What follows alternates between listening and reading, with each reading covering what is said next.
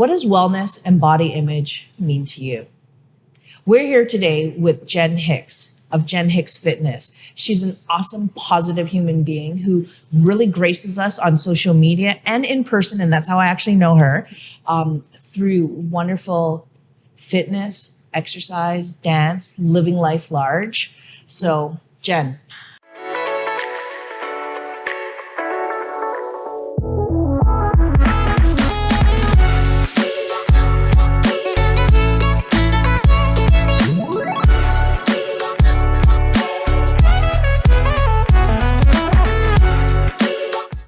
Thank you so much for being here today. Thanks for having me, Lee. So to my question, what does wellness, body image mean to you? Well, you know, if you had asked me that question 10, 15 years ago, I would have had a very different answer. But I think wellness incorporates the idea of having balance, of having satisfaction, meaning, and purpose in our lives, not just physically, so not just in terms of moving our bodies or exercising, but the what makes us a human, wellness in our emotional being, wellness in our spiritual being, in our mindset. I remember when I first met you when you were doing Nia classes, and that's how we got to know each other, because I was converting a Buddhist temple into the culture center that it is now and still exists. And I remember that the work that you did, the joy of dance, was really important. And I really believe when I met you, I just was like, this is an amazing human being. That was 10 years ago, Jenn. Wow. So the reason why I asked you, because you do so much even in body dysmorphia, just also celebrating who you are as you are. Mm-hmm. And so, in terms of that journey, in terms of like everything you do reflects that in so many ways. And I wanted to hold that space so that you could share that, because I think it's an important message for so many young people, for my daughter, for women, I think are hit with a message of how they should look, what they should be. And I think that the work that you do reflects sort of a real way of being, but takes work. Most definitely. And that conditioning, that societal pressure to be and look and do certain things, wear certain clothing, it's really, really strong. It's pervasive. It's everywhere around us. Messages coming at us through media, social media, through movies and television. And it can be really confusing, I think. I know as a young person growing up that there was this sort of the right way to have a body. And it's such a terrible, terrible message in that it elevates certain people solely on the basis of their appearance, their body shape, their body type, and really oppresses other people. And if we look at it, it's all tied into racism, to capitalism. It's all these systems of marginalization and oppression that really put people down. And so what's important to me is to help people find what their inner worth is, and to know that that we can all surpass those expectations that society puts on us. It's not easy, as you said. And for me, it took an eating disorder to interrupt my thinking, and then to start to explore what really made sense for me, and learning, the deep, deep wisdom that I have, that we all have, that can override those messages and allow us just to be free. Yeah. I mean, thank you so much for sharing that, because I think it's not something that people always talk about. Eating disorders. It's not, people don't talk about it, but I think it happens more than we think. Mm-hmm.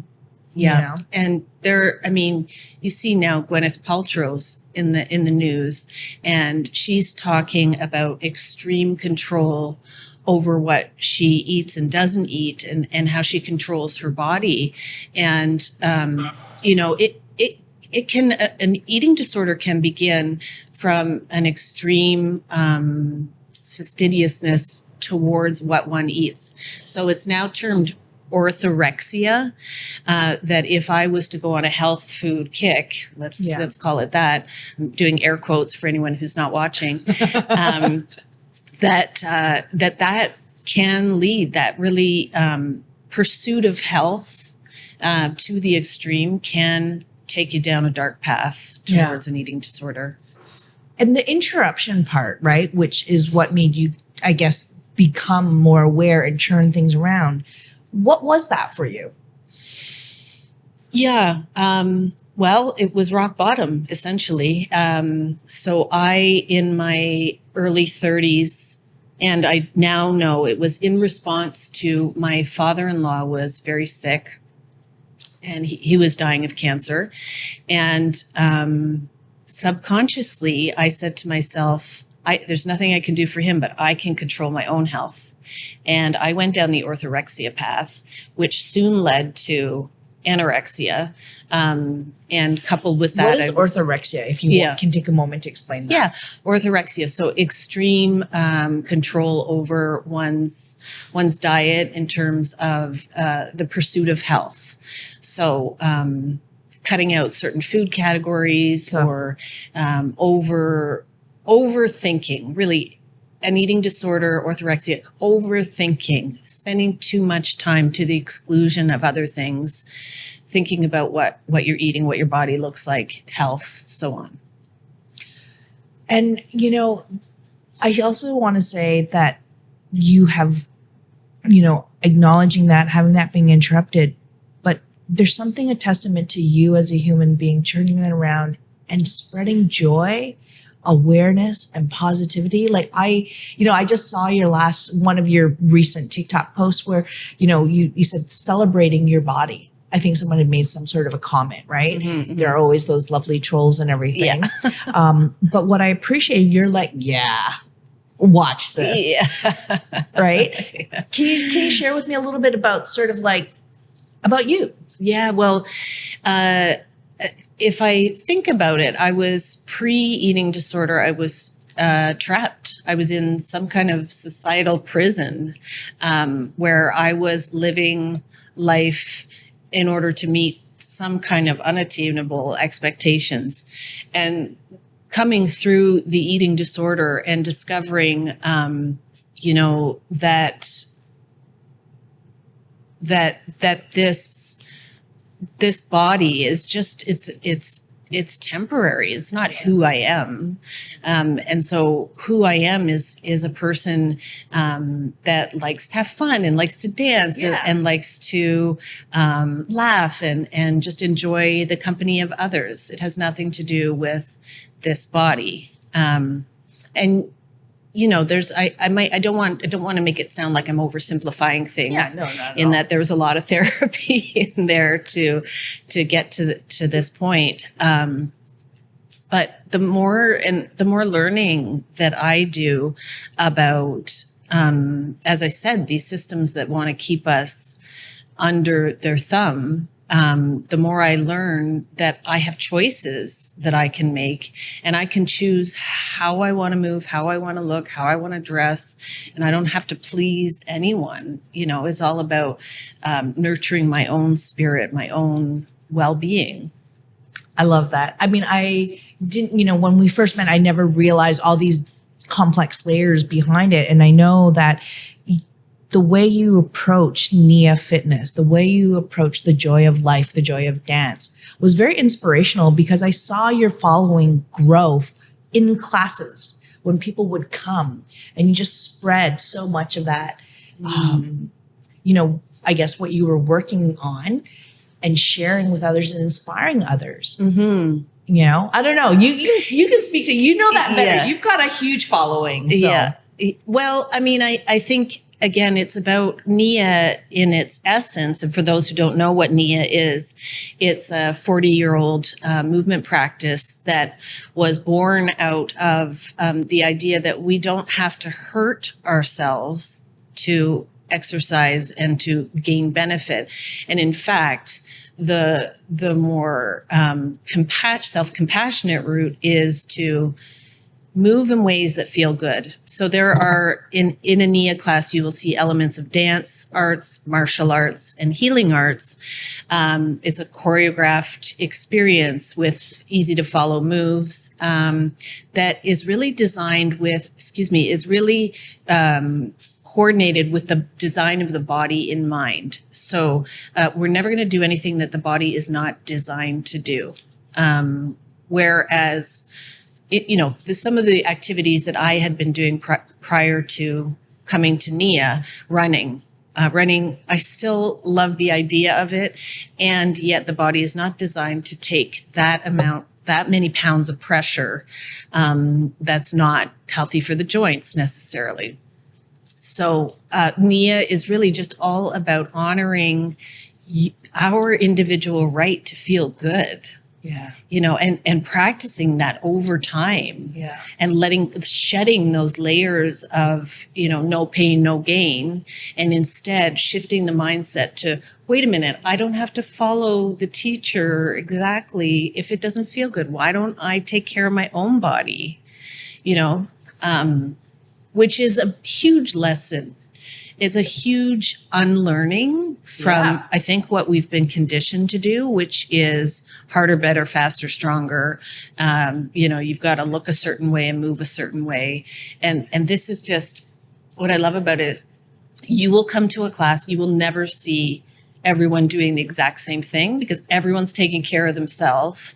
And in the moment, just, if I have a shoulder injury, I'm going to be nurturing that. If I need to sit down for a class that day, that's what I'm going to do. And it's all in honor and respect of my body. I totally didn't even realize that was a fundamental core of Nia. I remember doing it. I just loved it. And I just remember feeling like no pressure, but a lot of joy. Yeah. Like that is what I think of. When I think of Jenn Hicks, I think of joy, movement, and just embracing yourself. Well, and it's fun. Like it's the other thing I've learned to do is laugh at myself. Right. And not take myself so seriously. How do we do that? Well, we can all benefit from it. It's just about being human. Yeah. I'm allowed to make mistakes. Even as a teacher, I can laugh at myself when I've made a mistake. It's not the end of the world. I haven't killed anyone. It's just about being humble and being human. And then when you talk about the joy, for me, it's like this choosing to be in the moment and choosing the excitement of the music, let's say, that's playing, or the excitement of the connection of the people, or just the excitement of feeling my heartbeat and being aware of it. It's kind of, in some ways, there's an innocence and childlikeness, not a naiveness, but curiosity. Curiosity. We talk a lot about beginner's mind, not coming to the same situation twice, and just like, this is a brand new moment. Yeah. I have never been here before, and how cool is that? It is cool. Actually, as you're talking about it, I'm thinking about how, as someone who meditates, that idea of letting go and this too shall pass and being kind. And it's like the newness, the curiosity. And I'm kind of like, oh, wow, that's why I felt really comfortable with that personally. But unconsciously, intuitively, I was like, there's a synergy there with a lot of things that, I am 100% not perfect. And having more laughter and having more levity, I think, especially after coming through COVID, where a lot of people were alone, isolated, or didn't have the resources that they normally would.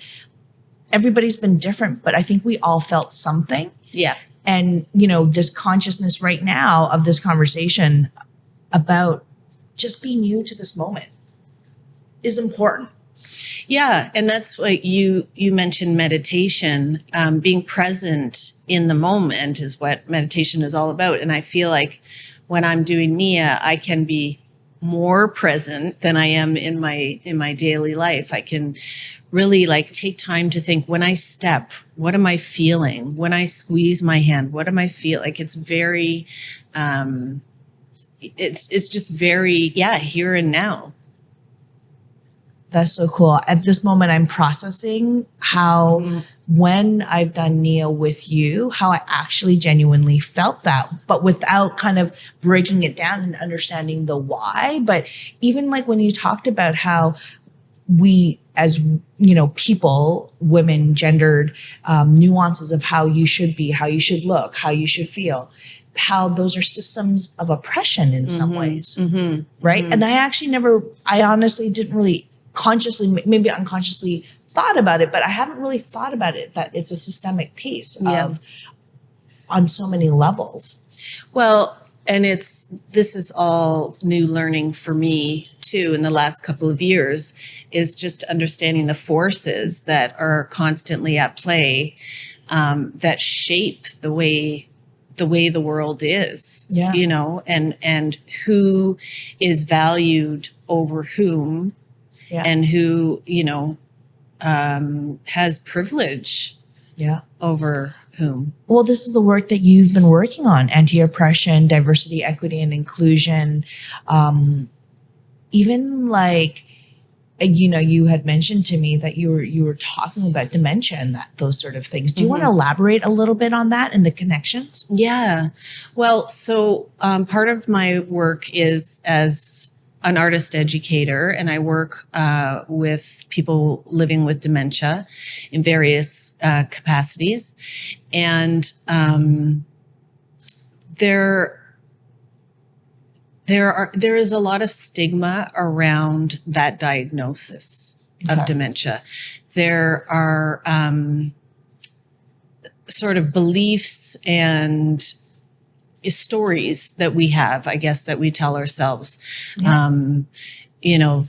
Expressions like he's not all there, or he's not with it. Right. Which really limit in so many ways. We know that social engagement, interaction for all of us is vital to our health and well-being, but for people with dementia is crucial. And so the work that I've been doing, I'm part of an international alliance, a dementia, reimagining dementia coalition. So we are promoting the idea that, first of all, people living with dementia and everyone is deserving of respect and dignity, and that that we can afford people that by speaking to them as sentient beings, as people who have feelings and emotions, and looking at it as a sort of a systemic issue, more of an us problem than a them problem. So what can I, as someone supporting someone who lives with dementia, do to support them, rather than expecting them? Like I've seen unfortunate TikTok videos of people testing their loved ones with dementia, as if they could memorize a set of timetables or something. Okay. Whereas really it's about how can we help this person who is in a confusing and scary place, be more comfortable? How can we show them more respect? For example, when a person with dementia says, I'm just waiting for my mother, an elderly person with dementia, I'm waiting for my mother, instead of saying, well, your mother died 20 years ago, and re-traumatizing a person.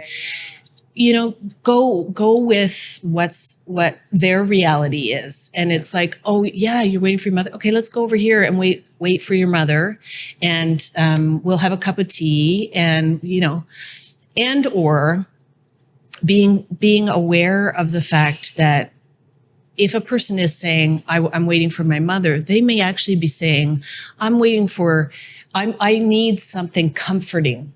A mother figure would be comforting. I need a sweater. I'm cold. I need, and just it's like translating what that actually means, whether it's figuratively or physically. Yeah. And just not being the no, you're wrong, correcting people. Like a rational approach. Okay.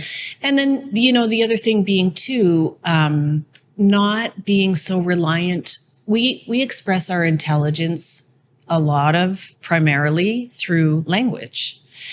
And intelligence can be expressed in very different ways. Through the arts is a huge way to express what one's thinking, one's feeling, to demonstrate capacity. And so looking at different ways of providing those opportunities for expression and connection. As I'm listening to you speak and I think about dementia, I know my next door neighbor has dementia. It's very hard on their family.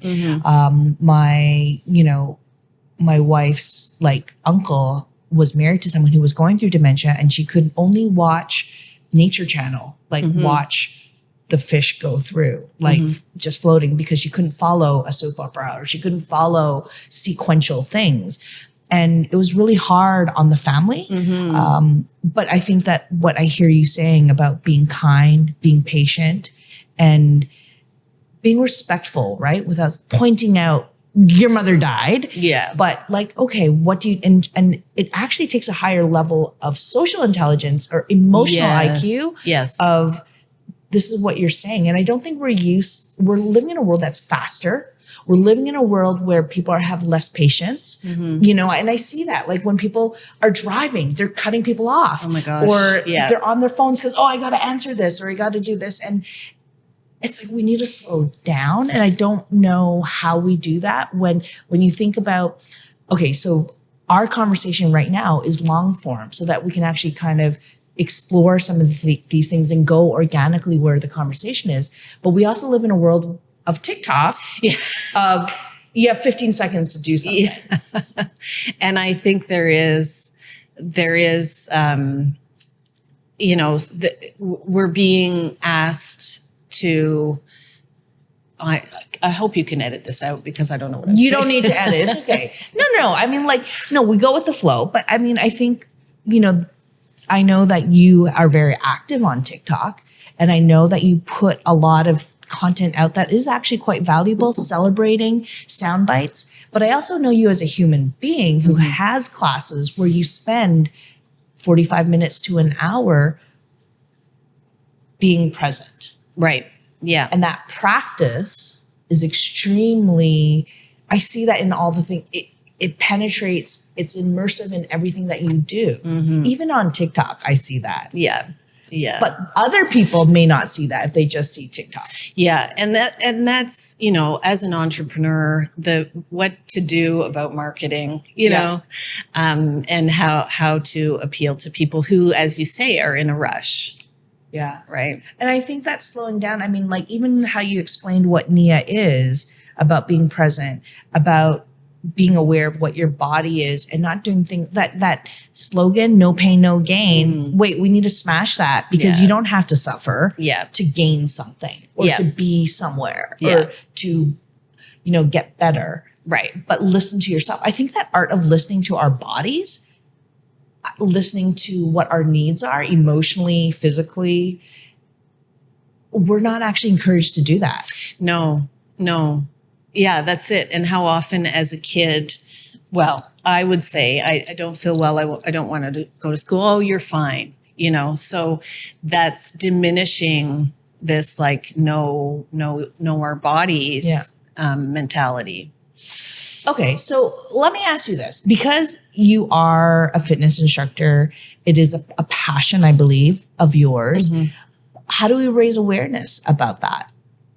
When you even talk about marketing, how do we raise awareness that this is actually good for you?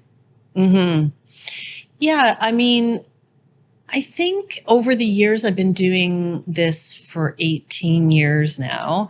And over the years, I've seen, there needs to be a readiness. There needs to be a willingness to choose that path and to be on the path and not on someone else's path, to be sort of curating your own life. There's so many of us that fall into this habit of just going with the flow because so-and-so is doing it, or, and then we end up, dissatisfied. So I think that part of it is people knowing that this is out there, and people knowing that, that they have the choice to treat themselves with kindness.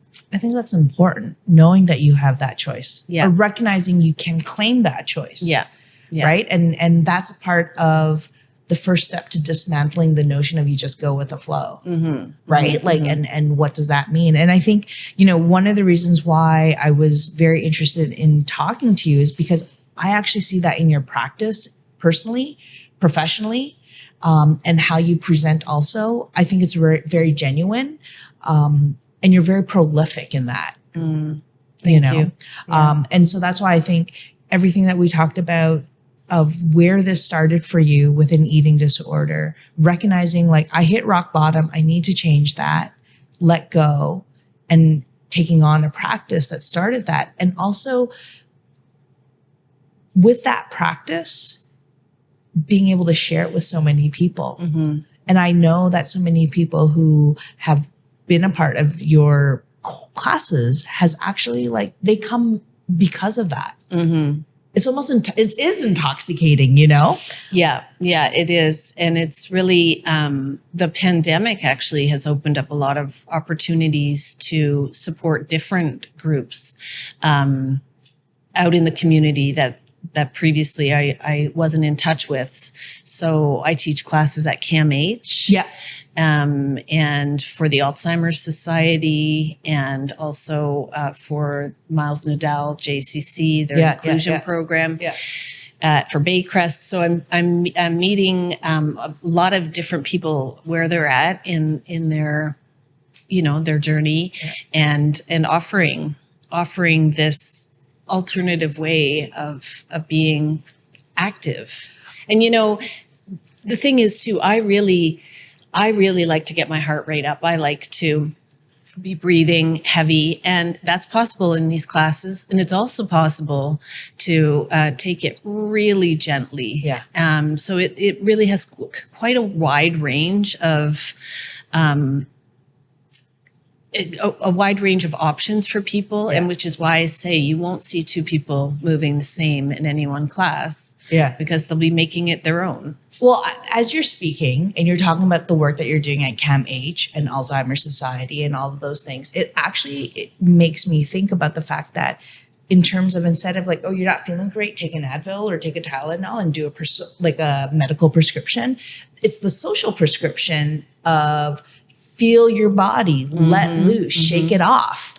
Right. And I do think that connection of mindfulness, of being aware of something's not working, I need to let go, being able to have levity, being able to just be in that moment is a learned thing. And how there's so many applications for this, the fact that dementia, when we talk about that, when we talk about people, Alzheimer's and people dealing with, eating disorders and all of those things, it comes down and I think for us, and why I wanted you to come here to talk with me, is to share how powerful that is. Something so simple. Now I'm doing the air quotes. It's not, right? No. And when you look at what's happening, you just see sort of what might look like a dance class, but there's so much more going on, so much beneath the surface. Well, that's the thing. There was it wasn't just a dance class. I'm like, wow, there's something different here. I didn't really put all those pieces together. And as we talk about it, when we talk about the intentionality behind it, I think it's pretty powerful. Yeah. And I think that's why, you're using the word practice, and that's exactly what it is. It's just these principles that I can practice as I move. I can practice in my daily life, how to find joy, how to find beauty, in the world around me. So are you doing these as I know during the pandemic you did it online. And where does it look now? Like, So it's a split online and in person. okay. Now. Yeah. And I also, during the pandemic, was trained as a Nia trainer. So now I offer trainings for people who want to take it further, who want to learn more and potentially become teachers in the future. Love it. I think it's so great. Okay. So I want to close with your quote. Okay. Oh, yeah. So who am I really when so much of what I've believed myself to be has been shaped by a culture that never wanted me to see beyond the veil? Reverend Angel Kyoto Williams.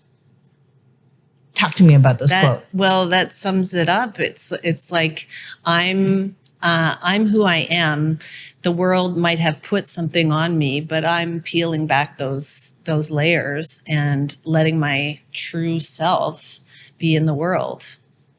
I think that speaks to who you are and why I just really adore you. Thanks, Lee. Any last thoughts? Just, an encouragement for anyone listening or watching.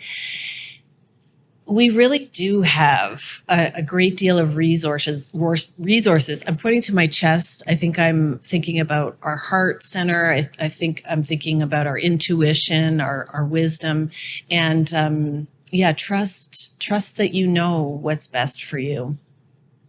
That's pretty powerful, right?